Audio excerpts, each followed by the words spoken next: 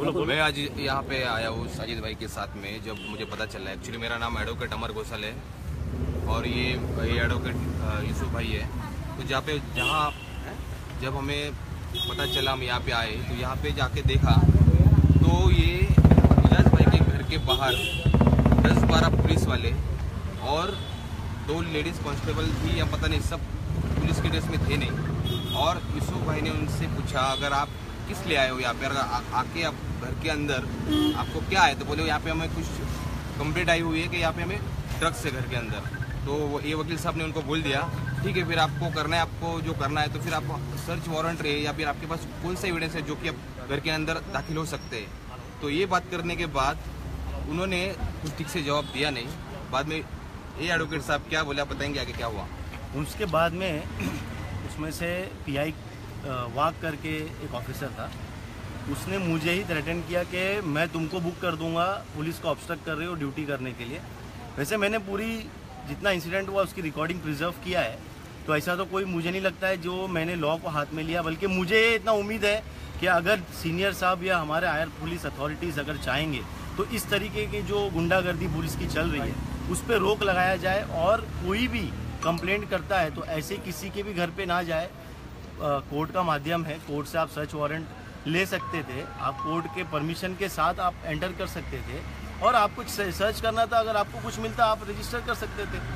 लेकिन आपने यहाँ करके ये दिखाया कि नहीं हम तो दादागिरी करेंगे। और भाई की गैर मौजूदगी में, हाँ, और जब भाई है नहीं, उनकी वाइफ और उनके बच्चा अकेले हैं घर में, उस वक्त आप रात में 10 बजे आप किसी के घर पे ऐसा जाएंगे, वो भी अच्छी सोसाइटी में, तो उससे क्या एक इमेज जाएगा वो भाई की इमेज को ख़राब करने के लिए। और जो भाई ने एक स्पीच दिया था जो कि सबको मालूम है, जो बेच रहे काऊ की इस चमड़ी का, काऊ स्किन का, जो कि हमको बड़ा तकलीफ होता है कि हमारे कोई हिंदू भाई उसे अपना भगवान मानते हैं, तो भाई ने हक की आवाज़ उठाई तो उसे ही दबा दिया। और कुछ गुंडेगर्दी करने लगे, कुछ प्रमोद दुबे जैसे लोग वहाँ यूपी से धमकी देने लगे रिवॉल्वर दिखा करके। सोनू निगम साहब को कोई कुछ नहीं बोला, बल्कि सोनू निगम साहब के लिए पुलिस ने प्रोटेक्शन दे दिया, और उल्टा पुलिस के साथ में वो घूम रहे हैं और इनकी जान को खतरा है, खुलेआम बंदूक दिखा रहे हैं, इनकी जान को खतरा है, कोई प्रोटेक्शन नहीं, और उल्टा पुलिस दादागिरी कर रही है घर के बाहर आकर के। तो ये सरासर गलत है।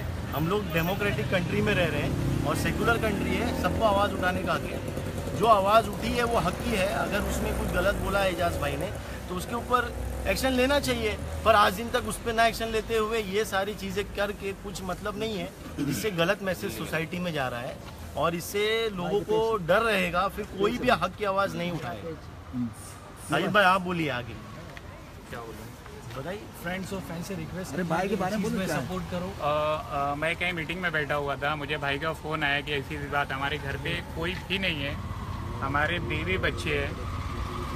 तो 8-10 पुलिस वाले, जब मैं आया घर पे एंट्री किया तो 8-10 पुलिस वाले ऑलरेडी पहले से थे। तो मैं गया, मैंने पूछा क्या प्रॉब्लम था, बोलते नहीं कुछ भी नहीं। बट उनके घर में वो एंट्री करने के लिए बार बार बेल मार रहे थे कि मुझे एंट्री करना है किसी भी तरह से, और उनके हाथ में बहुत सामान थे। बट अगर दरवाज़ा खोल दिया जाता तो कोई सामान वो ले जाके रख देते हैं, उसके बाद बोलते इनके घर में ये मिला, उनको पता देता। जबकि ऐसा कुछ भी नहीं है।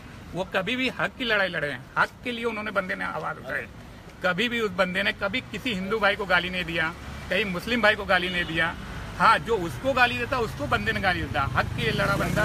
और ऐसा नहीं होना चाहिए। हिंदुस्तान है, यहाँ पे हिंदू मुस्लिम सिख ईसाई हर तरह के भाई लोग रहते हैं, हर तरह के रहते हैं। यहाँ पे हमारा देश है, हमको हक है, पूरी आज़ादी है यहाँ पे बोलने के लिए। हमारी आवाज़ को दबाया नहीं जाए प्लीज।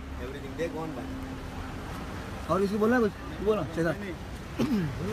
एजाज भाई के सब फैंस, फ्रेंड्स और जितने भी सपोर्टर्स हैं, सबसे रिक्वेस्ट है कि इस मैटर को जितना हो सके शेयर करो और जितना हो सके इस चीज़ में उनका साथ दो, बिकॉज वो बंदे ने हमेशा आप लोगों के लिए आवाज़ उठाया है और वो हमेशा उठाता रहेगा। तो मेरी सब फैंस और उनके फ्रेंड्स से रिक्वेस्ट है कि प्लीज़ बढ़ चढ़ के इसमें साथ दीजिए। अगर उनके साथ में कुछ गलत हो रहा है तो आप लोग के साथ की बहुत ज़रूरत है। Thank you so much. और बोलो।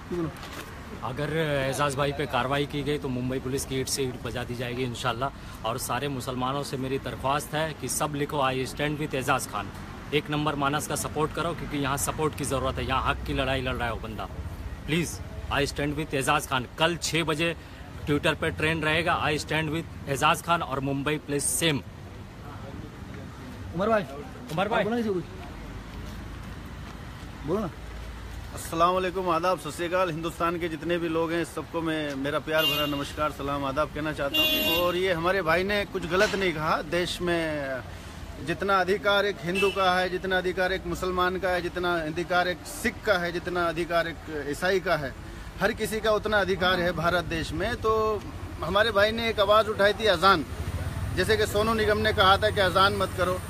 1700 साल से हिंदुस्तान में एक मुस्लिम 1700 साल से हिंदुस्तान में मुसलमान रहते हैं। कभी हिंदुस्तान में किसी ने ये बात नहीं कही कि अजान नहीं होगी, हिंदुस्तान में मुसलमान हिंदुस्तानियों के लिए खतरा हो गया। पहली बार ऐसा सुनने को मिल रहा है कि आज मुसलमान खतरा हो गया हिंदुस्तान के लिए। अरे मुसलमान खून बहाता है हिंदुस्तान में, हमेशा बहाते चले जाएंगे हम लोग खून।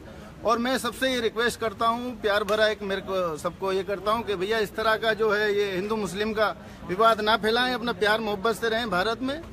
और भारत में इसको जो ये हिंदू मुस्लिम सिख ईसाई सब आपस में भाई भाई, इतना खूबसूरत देश है हमारा भारत, इसको प्यारा रहने दें, इसमें खलल न डालें। चार नेताओं की बातों में ना आए। और चार नेता तो अपनी कुर्सी बचाने के लिए, जैसे उस समय भी अपनी कुर्सी बचाने के लिए लोगों ने हिंदू मुसलमानों को लड़ाया था, हमें आपस में भाइयों को लड़ाया था। तो इस तरह से भाई जो लड़ाने का काम ना करें, प्यार से रहें भारत में। और कोई दिक्कत वाली बात नहीं है, माशाल्लाह खुशी से रहें, सब ठीक से रहें। और इस तरह से आधी रात में एक अच्छे इंसान को, जो भारत का एक अच्छा नागरिक है, जो सत्यवादी है, सत्य बात कहता है, अच्छी बात कहता है, उसको इस तरह से परेशान किया जा रहा है। उसको परेशान ना करें। बहुत बहुत शुक्रिया। अल्लाह हाफ़िज़। अस्सलाम वालेकुम।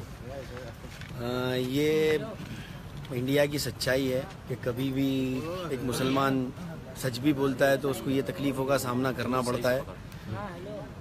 क्या कहें कि इतना फ़र्क है कि सोनू निगम ने कुछ बोला तो उसके घर के बाहर पूरा पुलिस स्टेशन सिक्योरिटी में है, और एजाज भाई ने कुछ सच बोला तो पुलिस वाले ये चाहते हैं कि हमको बस चेक करने दो और हम ही कुछ कर दें और एजाज भाई को अंदर कर दें। अभी ये भी खबर आई है कि दिल्ली से भी आ गई है पुलिस की एक टीम, यूपी से भी आ गई है। तो ये जो भी किया जा रहा है वो बामकसद किया जा रहा है। तो इंशाअल्लाह ताला देखेंगे, जिसके साथ अल्लाह पाक है उसका कोई बाल बाका नहीं कर सकता। सरकारें तो आती है और जाती हैं और जाती रहेंगी इंशाअल्लाह ताला। देखते हैं, दुआ में याद रखिए, सबकी दुआ की जरूरत नहीं चली, कांग्रेस का 60 साल नहीं चला तो ये 10 साल मोदी की 5 साल क्या चलेगा। मुल्क में सब खैरियत है, बस सियासतों को खून चूसने की आदत है और कुछ नहीं है। बस दुआ में याद रखिए, इंशाअल्लाह अल्लाह ने चाहा तो सब अच्छा होगा।